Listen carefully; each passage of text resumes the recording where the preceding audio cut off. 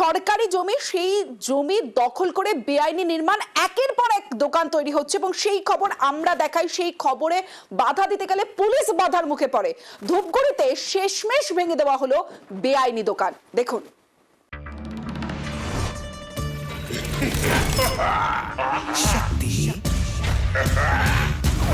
Double double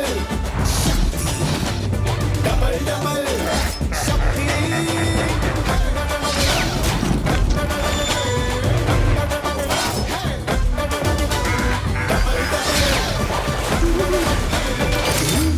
नया sparkle नींबू और ऑरेंज की डबल शक्ति के साथ कड़ी चिकनाई हटाए और बदबू भी दूर करे।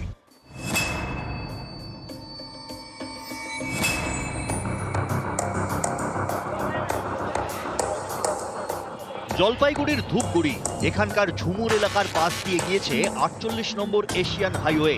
রাস্তার একদিকে কৃষক বাজার, পাশেই পূর্ত দপ্তরের জমি।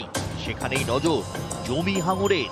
প্রথমে সরকারি জমি দখল, অভিযোগ সেই জমি বিক্রি হয়ে যাচ্ছে। তারপর তৈরি হচ্ছে একের পর এক বেআইনি নির্মাণ, কোনোটা কংক্রিটের দোকান, কোনোটা কাঠে। এই বেআইনি নির্মাণ রুখতে গিয়ে সোমবার বাধার মুখে পড়ে ধূপগুড়ি থানার পুলিশ। পুলিশের সঙ্গে বচসায় জড়ান বেআইনি নির্মাণকারীরা।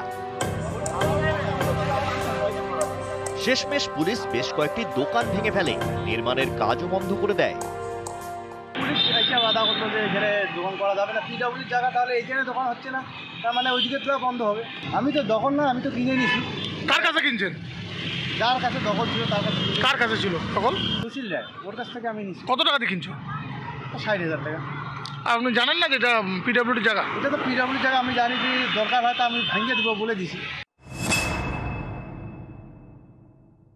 জমি দখল হয়েছে, একাধিক জায়গায় সরকারি জায়গা লুট হয়ে গেছে। সেখানে দেখা যাচ্ছে যে পুলিশ শুধুমাত্র গিয়েছে এবং শুধুমাত্র ইনভেস্টিগেশন করে চলে এসেছে, তার বিরুদ্ধে কোনো আইনানুগ ব্যবস্থা নেয়নি।